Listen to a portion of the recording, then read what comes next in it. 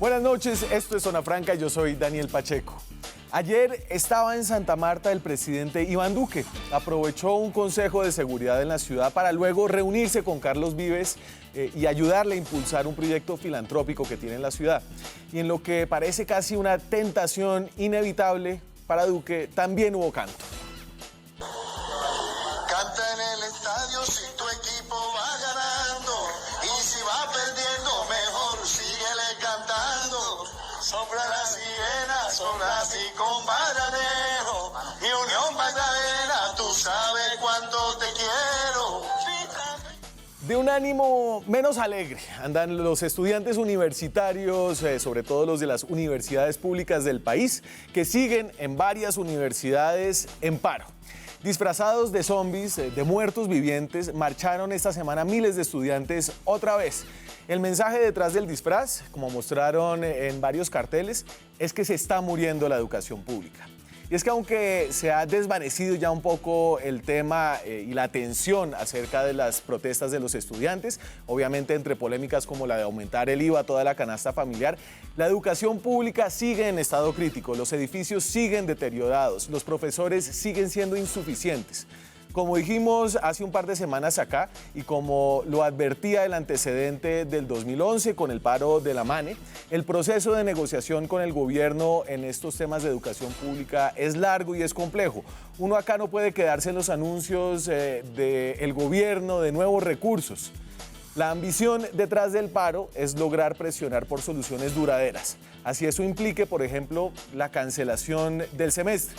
Esta es una posibilidad real ya en universidades como la Universidad Nacional, la pública más grande del país. Y si esto sucede, que continúe el paro y que se cancele el semestre, el presidente Duque tendrá el deshonor de presidir un evento que no se daba en Colombia desde 1984. Cánteme esa, presidente. Aquí arranca Zona Franca.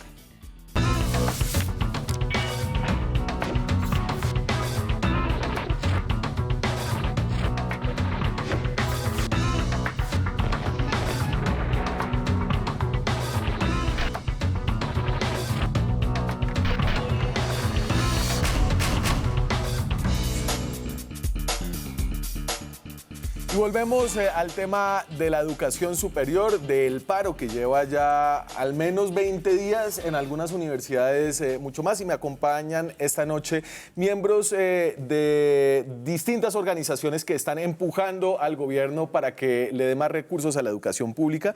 La profesora Silvia Mantilla da clases en la Universidad Nacional, en el Departamento de Derecho y Ciencias Políticas, y también participa en la Mesa Amplia Nacional de Profesores por la Defensa de la Educación Pública Superior.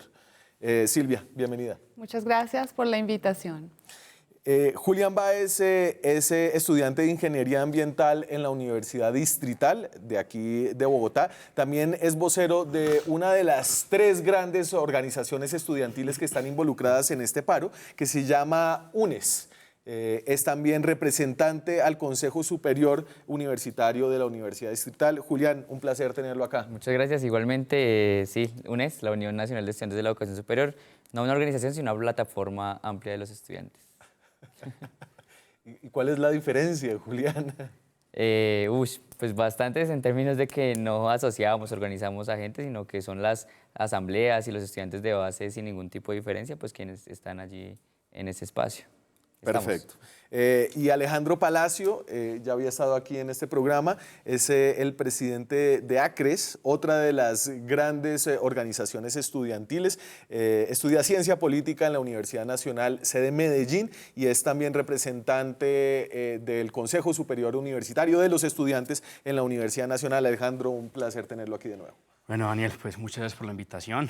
Un saludo a todos los televidentes y muy contento de poder estar acá. ¿Y ACRES si es una organización? ACRES es la Asociación Colombiana de Representantes Estudiantiles de la Educación Superior. Nosotros asociamos a los representantes estudiantiles de universidades públicas y privadas y es por eso que en este momento tenemos asociados más de 300 representantes estudiantiles de más de 50 instituciones. A ver, ayúdenos aquí a entender cuáles son un poco las diferencias, y no digo como diferencias en lo que los divida, sino las particularidades que los hacen diferentes a ustedes en UNES, en ACRES y en UNES. Pues yo creo que lo más importante es que al fin y al cabo las dos le apuntan a la defensa de la educación superior pública, tanto Desde la UNES como desde la ACRE le hemos aportado a eso y hemos trabajado cada una con una forma organizativa diferente. Sí. Nosotros desde la ACRE llevamos ya 4 años trabajando en la defensa de la educación superior, ya estamos consolidados en todo el país. Ustedes son más institucionales, digamos, ustedes tienen unos procesos de elección de representantes. Nosotros le apostamos a los procesos democráticos de cada una de las universidades por medio de las votaciones que se llevan dentro de las mismas.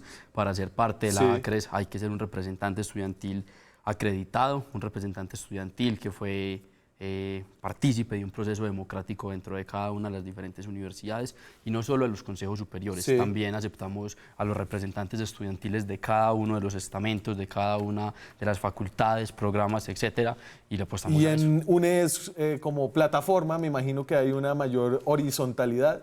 Sí, lo que buscamos es precisamente esa horizontalidad en términos de que cualquier estudiante de a pie, el que está en la chaza, el que está en los deportes, en todo ese sentido, pues pueda ser parte de una plataforma estudiantil, sin importar eso, pero yo creo que lo que nos unifica es en términos de esa defensa de la educación superior y que sí, desde el año pasado empezamos esta construcción, que no es nada fácil porque pues aglutinar horizontalmente a mucha gente y en términos de ser una vocería más allá que una representación, que también aglutinamos a varios representantes, pues buscamos eso, que las bases puedan construir desde allí, porque pues nuestra apuesta también es por la autonomía y la democracia, que a veces en algunas instituciones están las representaciones pues no siempre del lado del movimiento estudiantil. O sea, están cooptados por los políticos en algunas universidades públicas regionales, me imagino. Sí. Ok. Lo hablamos. Silvia, usted que es profesora de Ciencias Políticas, ¿cómo caracterizaría un poco el ecosistema de participación estudiantil para que la gente entienda? Bueno, yo creo que el movimiento estudiantil es un movimiento sumamente diverso. Y que de alguna manera se condensa en distintas organizaciones, unas que tienen unas instituciones, digamos una institucionalidad un poco más vertical, otras más horizontal, pero que en conjunto, como lo decía Alejandro, tienen todas el mismo propósito y único propósito, que es la defensa de la educación superior en Colombia. Entonces, digamos que yo celebro particularmente esa gran diversidad en términos institucionales. ¿Y los ve unidos? Y los veo particularmente unidos. Veo que el movimiento estudiantil colombiano seguramente es uno de los movimientos más fuertes, más efectivos, lo han demostrado a lo largo de los últimos años en cuanto a los logros y en cuanto a las luchas que han liderado y que han tenido toda la repercusión y toda la capacidad de gestión y de presión sobre las demandas propias. Y entonces, fíjense, yo les voy a mostrar lo que es tal vez un logro o un efecto de esa movilización estudiantil. En la encuesta Gallup que salió en octubre, el gobierno de Iván Duque, aunque no le iba bien en todo, le iba mejor que a Juan Manuel Santos en casi todo, excepto en un tema, en el de la educación. Esta es la encuesta Gallup de octubre, la última que se hizo, que pregunta: ¿considera usted que la calidad del cubrimiento de la educación en Colombia está mejorando o está empeorando? Y si ustedes ven, en la última medición, la que se hizo antes del paro estudiantil, el 47% de las personas decía está mejorando, el 44% de las personas decía está empeorando, y esa medición cambió radicalmente de agosto a octubre, de antes y después del paro y la movilización estudiantil. Hoy en día el 64% de las personas considera que en el gobierno de Iván Duque el cubrimiento de la educación en Colombia está empeorando y apenas el 27% está mejorando. Yo no sé si considerarlo un logro, pero sí un efecto un poco de la movilización estudiantil. Sí, yo creo que es un efecto más no un logro. ¿Por qué? Porque nosotros siempre hemos dejado claro que estas marchas universitarias no son contra Iván Duque, son contra una política del Estado, que es la Ley 30 de 1992, que tanto daño le ha causado a las universidades públicas. Para el caso concreto de mi universidad, la Universidad Nacional, nosotros tenemos un déficit de funcionamiento acumulado de 84.000 millones de pesos. Es lamentable cómo nuestras universidades no tienen con qué pagar su nómina de profesores, no tienen con qué comprar una resma de papel, cambiar un bombillo, y pues más de 26 años de una mala política de gobierno, una mala política de Estado, nos dejó un déficit acumulado de 18.2 billones de pesos para 32 universidades públicas. Entonces, pues es muy importante tenerlo siempre presente, que es algo estructural, más no coyuntural contra Iván Duque. Y déjeme, aquí voy a botar unos datos sucesivos como para enmarcar y para establecer una línea base aquí en esta discusión.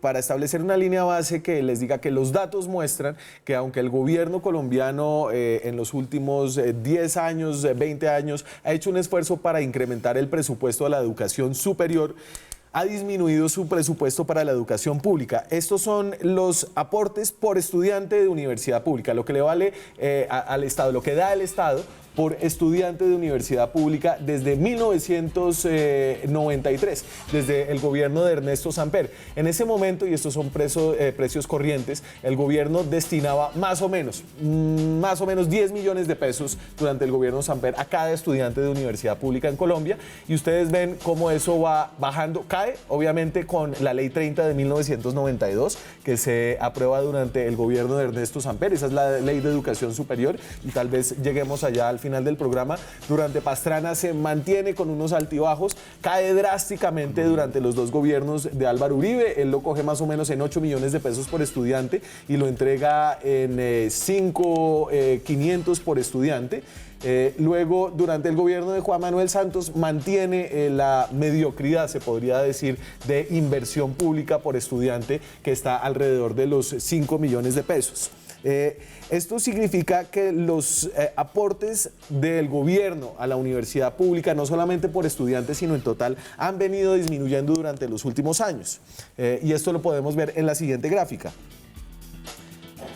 Y entonces estos son los aportes como porcentaje del gasto público en educación superior. El gobierno les va a decir, nuestro gasto público en educación superior está incrementando, y eso es cierto, pero ese gasto se destina cada vez menos a las universidades públicas. De hecho, en el 2002 se destinaba más o menos el 55% del total del rubro de educación superior a las universidades públicas, frente a un 40%, que es lo que se gastaba en el 2016, que es hasta cuando el SUBE es... Sistema Universitario Estatal. Sistema Universitario Estatal, que es... los 32 rectores. Los 32 rectores que hacen estos cálculos. Y termino con la explicación de si el gobierno está incrementando la plata para educación superior y disminuyéndola para las universidades públicas, ¿a dónde se está yendo esa plata? Dame la siguiente, por favor. Y entonces, por ejemplo, los recursos de la universidad pública en el 2002 eran de 2.5 billones de pesos. En el 2019 fueron de 3.8 billones de pesos. Ahí hay un incremento, hay una variación del 34%.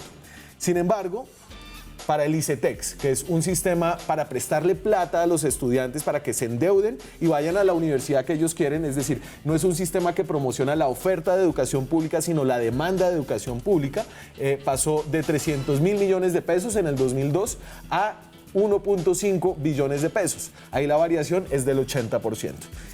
Y yo me callo ya y los dejo a ustedes como cerrar un poco este tema del problema básico y fundamental, Silvia, de la financiación de educación. Bueno, el problema básicamente consiste en que a partir de esa ley 30 del año 92 y hasta el día de hoy, con lo que han sido las sucesivas, digamos, reformas que van, digamos, relacionadas con esa ley, es como tú lo mencionabas, los recursos públicos que deberían ir orientados a la oferta, es decir, a las mismas instituciones que ofrecen la educación, se están empezando a trasladar hacia la demanda. Sí. Es la razón por la cual el ICETEX comienza a tener este incremento sustancial de recursos, es porque es el mecanismo a través del cual esos recursos pasan de la oferta a la demanda, es decir, que hacen responsable directamente al estudiante del proceso de pago de su propia educación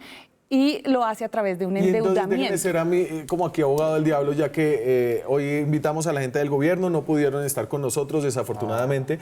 Están cantando. ¿Por qué? Porque es malo que se financie más la demanda que la oferta. Tal vez los resultados de la educación superior son superiores cuando uno financia la demanda.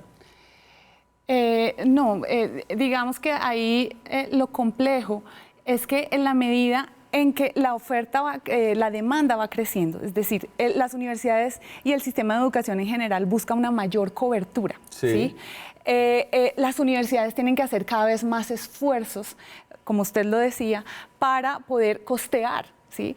Lo que implica tener un estudiante en la universidad. Entonces, si la universidad se queda desfinanciada, si no hay unos aportes reales a la universidad pública que permitan que ese incremento en la cobertura pueda ser cubierto por el gasto, sí, entonces definitivamente ahí no va a haber una salida a la solución, ¿sí? Venga, Julián, yo he escuchado que, por ejemplo, un estudiante en la Universidad Nacional cuesta como 12 millones de pesos, más o menos. Digamos, en nuestra universidad tiene un cálculo de alrededor de 10 salarios Usted mínimos cuesta al año. 10 salarios mínimos al año. Esos son más o menos 8 millones de pesos al año, 4 millones de pesos el semestre. Correcto. Entonces, digamos, y para ponerlo en el caso de la distrital, usted le cuesta al Estado 4 millones de pesos al semestre. Tal vez si yo le doy 2 millones de pesos a 2 estudiantes a través del ICETEX, ellos puedan ir a otras universidades privadas que son menos caras que la universidad distrital, y así estoy ampliando la cobertura en educación superior. Sí, el problema, digamos, que cuando uno financia a un estudiante de la universidad pública, no solo está financiando, digamos, lo que uno tiene de bienestar universitario, que además el cálculo que hacen las universidades es a partir de lo que nosotros podemos ofrecer dentro de las limitaciones presupuestales. Es decir, que nuestro bienestar universitario pues no es el más óptimo, entonces pues ahí recae que el cálculo no es del el presupuesto que necesita un estudiante en lo real, sino en lo que la limitación misma de la Ley 30 nos permite. En términos de eso, ese presupuesto no implica la investigación que uno como estudiante debería estar realizando en los semilleros de investigación, en los grupos de investigación y demás. Entonces partimos de que ese número realmente es un déficit que demuestra realmente que la universidad cómo está. Porque como decías vos, en el 93 un estudiante podría valer 10 millones de pesos. Sí. Pero como hemos aumentado al día de hoy alrededor de un 250% de los estudiantes, pues al día de hoy, pues mismo presupuesto, pero más estudiantes, pues tenemos alrededor de 4 millones de pesos. Significa un detrimento de la calidad, pues finalmente en el desarrollo formativo, investigativo y de la proyección misma social de la universidad. ¿Y por qué financiar la universidad pública si lo que produce son jóvenes revoltosos como ustedes? ¿Qué más produce? Es decir, ¿por qué la universidad pública, además de por qué es pública, es importante para la educación superior en el país? Bueno, a mí me gustaría plantear varios aspectos. El primero es que en la primera gráfica, en donde se hace el comparativo de universidades públicas versus ICETEX, se demuestra que plata sí hay, lo que no hay es voluntad política. También un aspecto muy importante en las gráficas en donde se muestra cómo han evolucionado los aportes estatales a las universidades públicas. Había una franja azul en donde mostraba el movimiento estudiantil del 2011. Sí. De ese movimiento estudiantil los recursos aumentaron, entonces también se demuestra que luchar por la universidad pública realmente sí sirve y tiene efectos, y hemos venido pues, evidenciando cómo hemos poco a poco dando ciertas victorias. Frente a lo que me planteas de por qué financiar la universidad pública, pues cuando lo único que produce son jóvenes revoltosos como nosotros, yo creo que está más que demostrado a nivel mundial cómo la única manera de garantizar el acceso a la educación superior es financiando las universidades públicas, financiando la oferta. ¿Por qué? Financiar la demanda es supremamente ineficaz y costoso. Le pongo un ejemplo. El presupuesto para la universidad pública en el 2019 será de 3.8 billones para beneficiar a 620.000 jóvenes colombianos. Sí. Serpilo Paga es un programa que beneficia tan solo a 40.000 jóvenes colombianos y tiene un costo de 3.2 billones de pesos. O sea que esos 500. Pero ahí usted está siendo injusto con esas cifras, porque no son 3.8 billones de pesos al año. Son 3.8 billones de pesos a lo largo de sus carreras. Sí, pero usted está comparando una cifra anual, que es lo que cuesta anualmente la educación pública para 600.000 estudiantes, con lo que costaría a lo largo de la carrera para 40.000. Yo entiendo la comparación, pero ahí usted está siendo injusto con las cifras. Pero entonces ahí es donde usted entra a revisar y cómo esos 3.2 billones de pesos que se podrían haber invertido en la universidad pública habrían tenido un impacto mucho mayor. ¿Por qué? Un estudiante promedio de una universidad pública tiene un costo para el Estado de 5 millones de pesos. Sí. Ese es el aporte promedio estatal.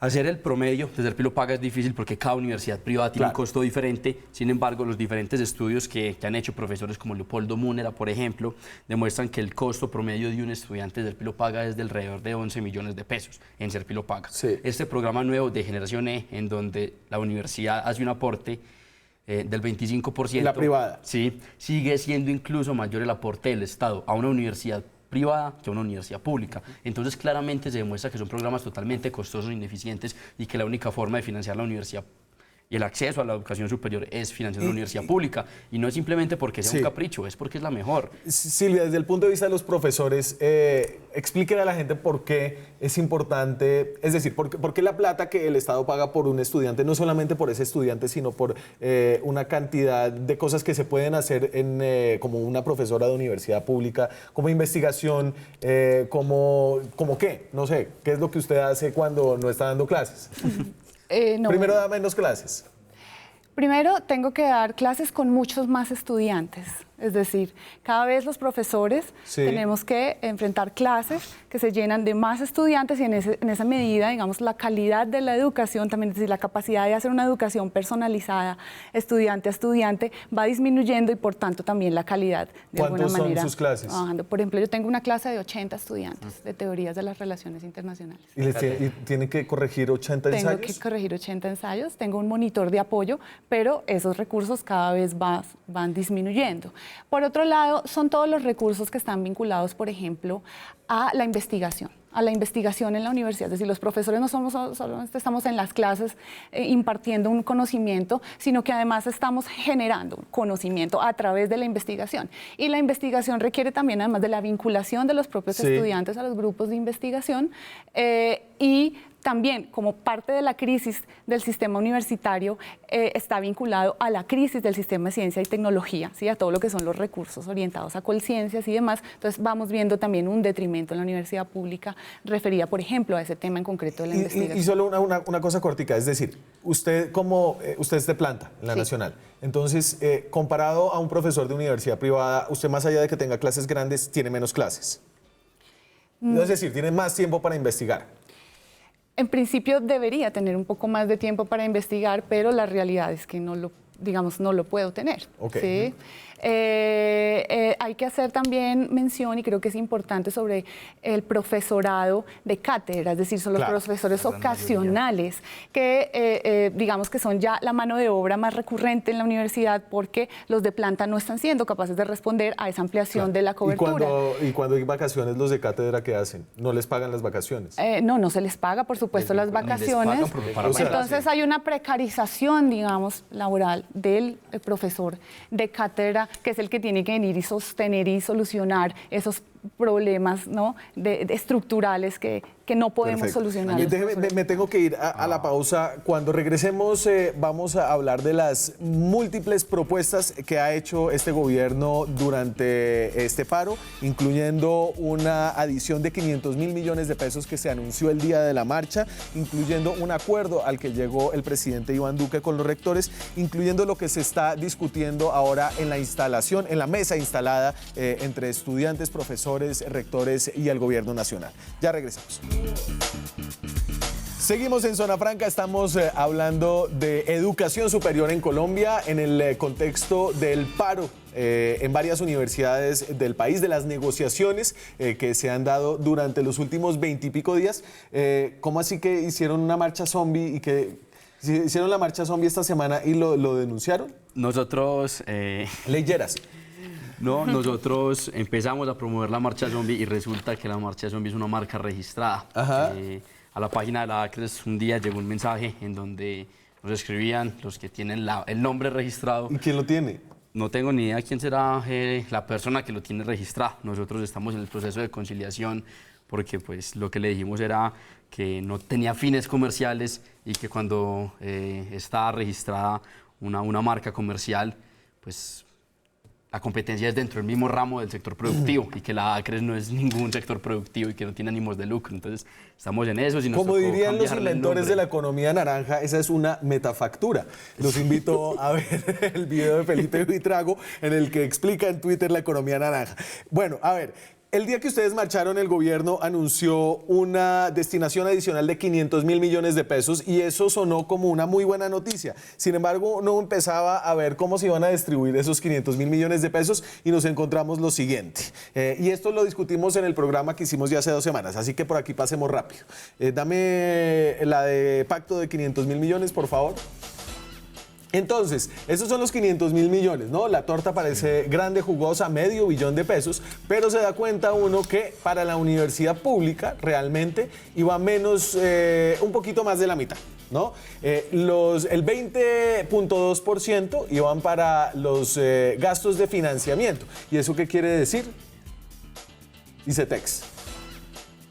Sí, pues... No, perdón. Los 50, ese es el 11%, la línea de excelencia, perdón. Sí. Entonces, el 20.2% es la línea de excelencia, es el reemplazo de Ser Pilo Paga, que era... Posiblemente generación E, que pues Ya está demostrado. cambios reales no va a tener frente a Ser Nosotros lo Pilo Paga. denunciamos ese día y el tiempo nos dio la razón. Gratuidad es 121 mil millones de pesos, que era el otro 24.2%, que era gratuidad. Más Ser Pilo Paga junto a línea de excelencia, 222 mil millones de Y pesos. entonces, para las universidades públicas había una partida del 44%, que era 223 mil millones de pesos para infraestructura, y una partida de 55 mil millones de pesos, que es lo que ven que es el 11%, que son gastos de funcionamiento de las universidades. Problema gravísimo. Primero, que se dice a la luz pública que son $500 millón de pesos que se va a destinar a su educación superior, que en los medios suena un poco abstracto, pero cuando vemos la cifra 55 mil millones solo a funcionamiento de las universidades, cuando lo que se estaba pidiendo son 4.7 billones, incluyendo universidades e instituciones técnicas y tecnológicas. Es decir, primero se quita el debate a estas instituciones y segundo, pues ni siquiera para las universidades nos dan lo que exigíamos, que era 3.2 billones. Y lo otro que, digamos, cuando se habla de infraestructura es un problema gravísimo porque cuando dan presupuesto para ese tipo de situaciones a las universidades, pues que construir un edificio pues lleva plata, pero lleva mucha más plata mantenerlo. Y tenemos esa dificultad en varias universidades que medianamente han podido crecer porque muy pocas han podido construir edificios. Que podemos tener plata de inversión para infraestructura, pero para el funcionamiento, porque ya viste la diferencia entre infraestructura y financiamiento, pues de financiamiento debe aumentar porque vienen gastos de aseo, gastos de seguridad, gasto de planta docente si se requiere abrir nuevas carreras, porque nos dicen, tiene un edificio, habrán más carreras. Pero venga, es que no tenemos presupuesto para más docentes ni para... Bueno, pero entonces digamos que por aquí ya esto ya es historia patria. Eso fue el primer anuncio el día de la marcha. El 10 de octubre. Y hoy estamos ¿a qué? A 2 de noviembre. Después de eso, y esto sucedió esta semana, o el anuncio con los rectores fue el viernes de la semana pasada. Se reunieron los rectores con el presidente Iván Duque y llegaron a un acuerdo que se registró así ante las cámaras de televisión. Este acuerdo del 26 de octubre del 2018 es el primer paso para avanzar en un nuevo modelo de construcción de políticas de largo plazo para la educación superior. Quiero decirles, apreciados amigos, que me complace muchísimo este encuentro que hemos tenido con los rectores y las rectoras. Ha sido un diálogo franco, ha sido un diálogo donde hemos tenido como principio lo que nos une. Y lo que nos une es el fortalecimiento de la educación superior pública en todo el territorio nacional. Y todos querían salir en la foto. No, eso era importante. Pero entonces, Silvia, ¿se vendieron los rectores? A ver, yo creo que hubo ahí como una especie de como desfase de los tiempos en las negociaciones y de las expectativas que tenía el movimiento estudiantil y los profesores respecto a lo que verdaderamente sucedió en esa negociación. Entonces, en efecto, se reconoce que en la negociación se logró, digamos, algo medianamente importante, pero la verdad es que, por lo menos yo como representante, digamos, de esta mesa de profesores, lo veo más como una especie de respiro, un respiro inmediato a la situación coyuntural de la universidad, más no como una solución al problema estructural, ¿sí? Es decir, esos 1,2 billones de pesos que se prometieron por los siguientes 4 años son realmente muy pocos recursos en comparación a esos 18 billones faltantes que ha mencionado el SUBE, que tenemos como una deuda acumulada y estructural. Entonces, ahí lo que nosotros vinimos un poco a dialogar con la rectora, en concreto de la Universidad Nacional, es, bueno, cómo vamos a plantearnos una nueva negociación, ¿sí? Queremos un mayor reconocimiento en esa mesa de negociaciones que nos dé más legitimidad. ¿Porque ustedes los invitaron a esa reunión? ¿A los profesores? No. Hay algo curioso y es que la primera citación que hizo el viceministro el 23 de octubre, si no estoy mal, la hizo únicamente a los representantes estudiantiles y excluyó a los profesores de esa negociación. El 25 de octubre, cuando se dio la mesa, en efecto, lo que hicieron los estudiantes, digamos, en una especie de manifestación muy solidaria con nosotros y bajo un lema que fue comenzamos juntos, luchamos juntos y nos sentamos juntos a negociar, Sí. profesores, estudiantes y demás, ¿sí? Estamentos de la universidad. Se levantó la mesa en ese momento, hubo una crisis en la negociación y eso ha llevado a que hoy en día, incluso después de la negociación con los rectores, estemos por fin sentados en la mesa y todos representados. Y entonces están sentados en la mesa y eso lleva, además del acuerdo con los rectores, a la ministra de Educación a pedirles lo siguiente a los estudiantes. Esto es lo que dice la señora María Victoria Angulo. Ella es la ministra de Educación, era la muy joven ministra de Educación que veían al lado del presidente Iván Duque en la imagen anterior. Esto es lo que le dice ahora a los estudiantes. Esperamos lo más pronto posible, con el acuerdo entre las partes, con la escucha activa de todos los actores, pues llevar a que retomen el semestre, a que volvamos a la academia y a que cuenten con un gobierno que prioriza siempre la educación. Entonces, muchachos, ya hay $500 millones. Hay una partida adicional con un acuerdo con los rectores. Además, hay un acuerdo para que los gobernadores, a través de la Federación de Departamentos, destinen unos montos adicionales en su presupuesto de regalías. ¿Por qué ustedes ya tienen mesa? ¿Por qué no vuelven a clases? O sea, ¿usted hace cuánto no va a clase? Hace 8 semanas. Y nos va a perder, está a punto de perder perder el semestre, ¿o no? Pues ahí es importante aclarar algo. Y antes de entrar al tema de la suspensión de los semestres académicos, me gustaría dar un par de precisiones acerca del acuerdo que hicieron los rectores y Iván Duque. El punto... Y espérese, yo le prometo que volvemos a lo de los rectores. Hablemos del tema del paro, porque la Universidad Nacional, por ejemplo, no cancela un semestre desde el 84. Bueno, el primer tema que vamos a tratar el día martes en la mesa de negociación con el gobierno es las garantías de movilización. Nosotros desde el estudiantado rechazamos las suspensiones que se le han dado a diferentes semestres académicos en algunas universidades del país. Por ejemplo, para el caso de la Distrital se suspendió temporalmente el semestre académico y eso es lamentable. ¿Por qué? Porque nosotros hemos dejado claro que queremos estudiar, pero que también queremos defender nuestras universidades. Entonces, pues aquí aprovecho y le hago un llamado a los rectores para que no nos cancelen. ¿Qué significa la suspensión? Es decir... Digamos que lo que han argumentado algunos rectores y que es parte del acuerdo que van a volver a las universidades a hacer pedagogía frente a los acuerdos, es un poco, digamos, se han parado las clases por parte, digamos, del paro del movimiento estudiantil, pero lo que se quiere con esta suspensión es, primero, que se dice que ya pues no van a haber clases oficialmente, pero tras de eso recae la división de que, pues, sobre todo los docentes ocasionales, se les quiere pues terminar el contrato o congelar, que eso tiene unas repercusiones a los profesores ocasionales. Y no se puede hacer unilateralmente, que es una cosa que intentaron la universidad y tal, pero eso debe tener el aval del Ministerio del Trabajo. Pero ¿usted quiere levantar el paro? Yo no lo respondo y segundo, el movimiento estudiantil lo mirará, pero eso para partir de un análisis. ¿Está dispuesto a levantar el paro ya que existe la mesa? No, es que no hay nada acordado en la mesa. O sea, primero la mesa todavía no ha empezado a trabajar el aspecto programático, que es lo importante. La mesa es una ganancia, pero no era el objetivo del paro estudiantil.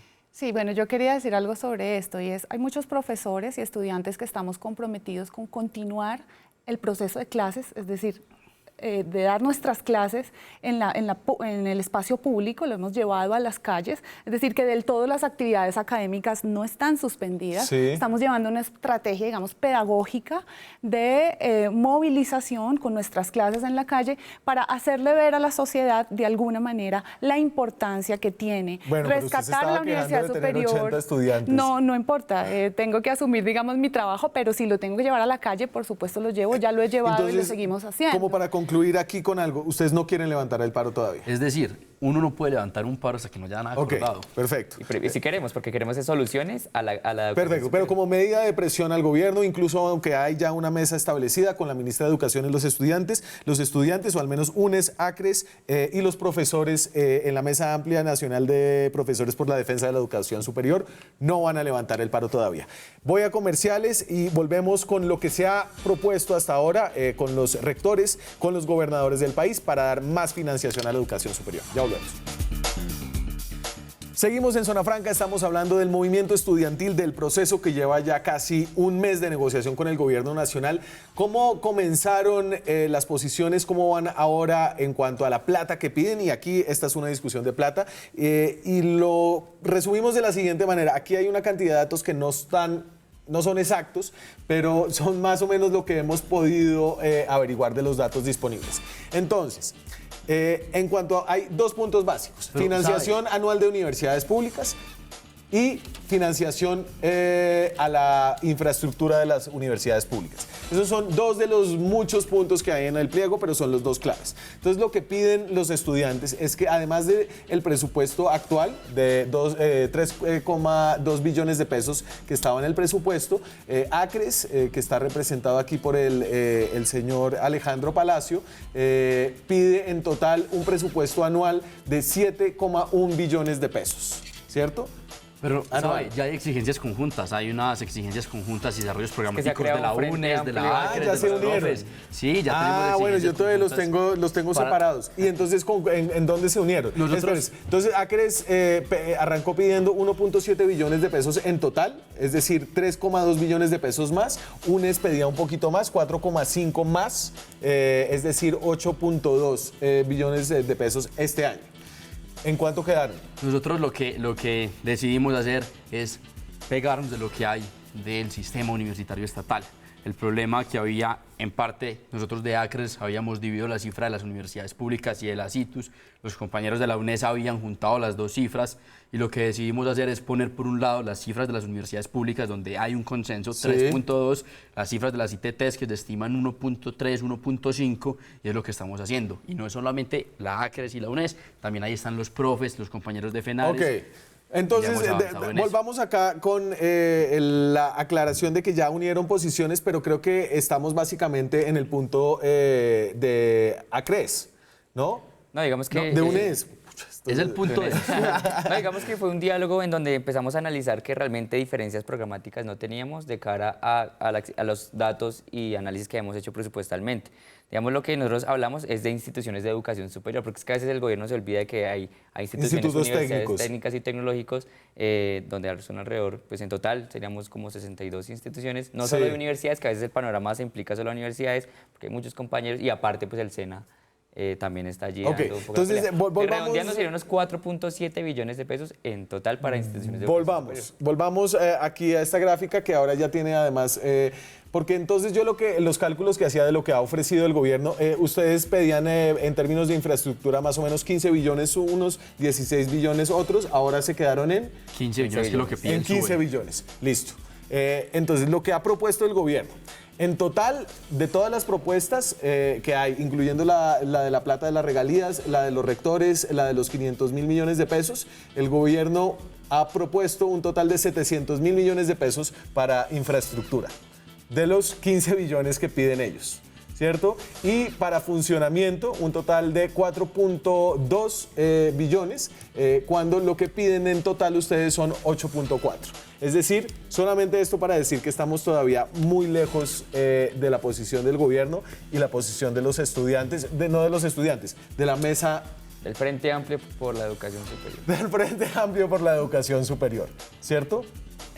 Entonces, ¿qué? No, pues ya quería entrar a dar detalles sobre esas cifras. Hágale. Bueno, lo que les quería contar ahorita, los detalles acerca del acuerdo entre los rectores. Los y el presidente rectores. Iván Duque. Ahí es importante mirar algo. Son básicamente 3 puntos. Uno acerca de funcionamiento. Sí, otro se los acerca tengo de acá, inversión. siquiera bótele los acuerdos de los Ah, rectores bueno, para que la gente este los- muchacho los lea, ya que lee también. Bueno, el primer punto, transferencias, a partir del 2019 es el IPC más 3 puntos y el 2020, 21 y 22 IPC más 4 puntos. En inversión son 300 mil millones de pesos anuales por medio de presupuesto general y a partir del 2019 pues, se reincorporarán los recursos excedentes de la reforma tributaria que por ley deberían de haber las universidades públicas por las Ok, y eso nos daba en funcionamiento más o menos 300 mil millones de pesos al año. Por 4 años, 1.2 billones de pesos. Y frente al tema de funcionamiento, que era donde quería entrar a hacer las aclaraciones, Pero para que la gente entienda, entonces usted divide 1.2 billones de pesos en 4 años, le da más o menos 300 mil millones. Sí. Y eso es lo que ofrece el gobierno, lo que piden ustedes son 300 mil millones versus lo que ofrece el pedimos- gobierno versus 4.7 billones. No, O sea, es diferente, porque una cosa es inversión y otra es funcionamiento. El gobierno en materia de inversión promete al año 300 mil millones de pesos. Pero entonces eso sería para infraestructura. Inversión es infraestructura, es dotación, investigación, todo ese tipo de cosas. Nosotros Ok. lo que le pedimos al gobierno es que se comprometa en un plan de pagos en un tiempo no mayor a 10 años a subsanar la deuda histórica, que son 15 billones de pesos. Ya se podría acordar en la negociación cómo se pagaría la deuda, pero es muy importante que se avance en eso, en inversión. Y en funcionamiento, la propuesta o lo acordado por parte de los rectores y el gobierno nacional es IPC más 3 en el 2019 y para el 20, 21 y 22 IPC más 4. Uno, cuando entra a revisar cuánta plata significaría eso, nos damos cuenta que en precios reales son alrededor de 500.000 millones de pesos. ¿Al año? No, en los 4 años, sumando todos los IPC más 3 y el IPC más 4 de los 20, 21 No 22. 1.2.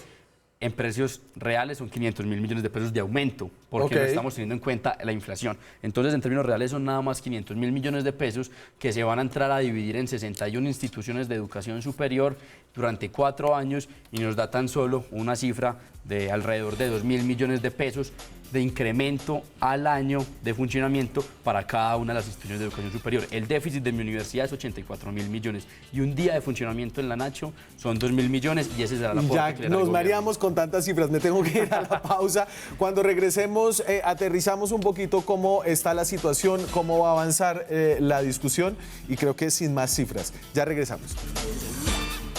Seguimos en Zona Franca, estamos hablando de la movilización de estudiantes, profesores y la negociación que tienen. ¿Y quién más? Trabajadores también ahí están apoyando. Pero a ver, y muchachos, yo les voy a cambiar un poquito, y profesora, les voy a cambiar un poquito la tabla aquí. Es evidente que están en una negociación difícil con el Congreso, con el gobierno. A cambio, la universidad pública, yo salí de la universidad pública, conozco cómo funciona la universidad pública y sé que además de las deficiencias en financiación, hay una cantidad de problemas adentro de la universidad pública que podrían hacerla mejor. Hay una discusión adentro de qué puede además dar la universidad pública, qué puede cambiar la universidad pública para ser más abierta, más plural, más parecida al resto de la sociedad colombiana, Julián. Claro, digamos que el tema no es solo de financiación per se, sino cómo ese presupuesto se está ejecutando dentro de las universidades. Y hablamos del siguiente tema, que es autonomía y democracia, que lastimosamente la Ley 30, también culpable de ese problema, es en términos de que se crea la autonomía universitaria, pero recae en los consejos superiores universitarios. A partir de esa necesidad de dar apertura democrática y generar un gobierno universitario en las universidades, por ejemplo, en la Universidad de Italia y en varias universidades, adelantamos procesos de reformas universitarias por medio de constituyentes, que implica la reorganización administrativa, académica de las universidades, porque administrativamente muchas universidades funcionan a partir de cargos burocráticos y eso impide también el ejercicio de la academia y sí, hay ejercicios a veces de corrupción y clientelismo que el presupuesto pues se ve desviado hacia otros elementos muy importantes y estamos, digamos, a punto de fortalecer el tema de las reformas universitarias en el país. Silvia, por ejemplo, los trabajadores administrativos tienen un poder distinto al que tienen en las universidades privadas y en estos procesos de participación. ¿Usted cree que eso se ha puesto como sobre la mesa como un asunto problemático en el sistema de funcionamiento de las universidades públicas? ¿Eso está en discusión? ¿Hay una reflexión acerca de eso? Sí, por supuesto que hay una reflexión sobre todos los estamentos que componen la universidad, en particular sobre los trabajadores administrativos, pues las reflexiones van muy enfocadas también un poco en el tema de la precarización del trabajo, en cómo ellos están o no recibiendo todos los beneficios que deben recibir por ley o no, en los tiempos en los que deben recibir o no, y también, digamos, una autocrítica en las universidades sobre cómo estamos manejando y cómo estamos siendo eficientes en el uso nosotros mismos de los recursos y cómo nos estamos de alguna manera autoevaluando también para ofrecer una educación de más calidad, ¿no? Acorde con las exigencias pues, de este mundo de hoy globalizado, de esta sociedad del conocimiento, ¿no? Que nos lleve como a una proyección mucho más amplia. Y venga, yo les boto una aquí que no les va a gustar. Las universidades públicas del país, a pesar de ser lugares de encuentro de la diversidad que hay en Colombia, son lo menos plurales en términos de diversidad ideológica. La derecha no tiene un espacio en centros de pensamiento, en corrientes de participación dentro de la universidad pública. ¿Eso alguna vez ha generado alguna reflexión interna? Sabe, yo no creo que sea tan así. La universidad pública es realmente amplia y diversa y es por eso que yo he tenido profesores que me atrevería a decir que son quien le habla al oído, por ejemplo, a Álvaro Uribe. Y he tenido profesores que han sido vicedecanos y decanos. Yo creo que es muy importante tener eso presente. Quizás por las mismas dinámicas de los movimientos sociales, la izquierda ha tenido un espacio más protagónico dentro de la universidad pública, pero hay que tener claro es que la universidad pública no es el espacio para un sector político exclusivamente. La universidad pública es para todo tipo de ideas, precisamente por eso es que es una universidad, y al fin y al cabo en la universidad se puede dar todo tipo de pensamiento y la gente no va a que le den doctrina, o por lo menos yo no voy a eso. Yo voy a estudiar con las ideas que me parecen que van acorde a las realidades, pues me caso con ellas, pero al fin y al cabo esto no es el ¿Usted está de acuerdo, Julián, que hay una diversidad amplia ideológica dentro de las universidades Totalmente, públicas? yo creo que las universidades es uno de los pocos escenarios nacionales donde se permite ese diálogo de conocimientos, de ideología, de diferentes vertientes, y pues finalmente, digamos, en la UNED se acepta para cualquier estudiante que tenga como objetivo ¿Hay alguno de derecha? la educación, derecho fundamental y bien común. A ver, cuente, ¿usted tiene amigos de derecha? Pues uno tendrá conocidos y se construye, si se puede construir dialécticamente desde la perspectiva de la defensa de la educación, claro. Ahí, yo soy de Medellín, inevitablemente tengo amigos de derecha. Claro, bueno, tal vez estoy pensando más en la Nacional de Bogotá. Usted está en la Nacional aquí en Bogotá. ¿Usted cree que hay escuelas de pensamiento fuertes, distintas dentro de la Universidad Nacional?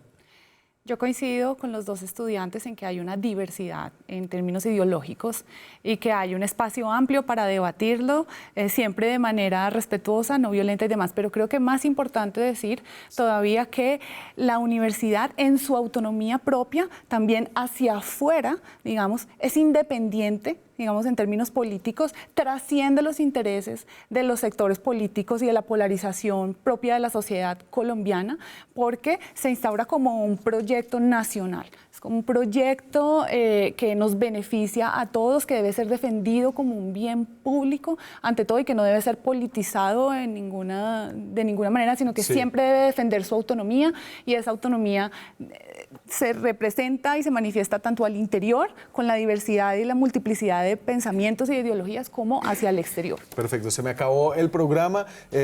Seguimos en paro, al menos esa es la postura de los estudiantes. El 8 a las calles. ¿Y qué? El 8 de noviembre salimos de nuevo a las calles. ¿Otra vez? Sí. Vamos a agendar nuevas movilizaciones y más contundentes, ¿no? Y más clases en las calles también. Y más pacíficas. Pacíficas. Sí, O sea, a ver si no pintan a RCN otra vez. La violencia se rechaza sin importar de dónde provenga. Sí, claro, y en ese sentido la violencia incluso por parte del Estado, porque se nos han entrado a las instituciones de educación superior por parte del ESMAD, y eso quedó claro en la mesa de que la violencia de cualquier lado, incluso el gobierno ha aceptado que Yo les se hago un rechaza. llamado, de verdad, muchachos, por favor, respeten las instalaciones de RCN Yo me Radio uno a ese llamado. en la avenida Caracas, ¿cierto, Ok, Julián? Sí, ahí lo haremos, claro. Perfecto. Muchas gracias a ustedes. ¿No me crees? ¿No me crees? No, le creo, pero ver para creer. No, es decir, yo sé que es difícil de controlar, a veces es una persona, pero con que haya un mensaje claro, contundente, Claro, el de mensaje de la UNES, defensa de lo de que ACRES. La ACRE siempre estará. Y de la UNES también. Los estudiantes han adquirido mucha conciencia de la Sí. importancia de la movilización pacífica, y eso es algo maravilloso, pienso yo, que hay que rescatar. Me voy. Muchas gracias a ustedes. Nos vemos la próxima semana con más periodismo, con más debate, con más opinión. Chao.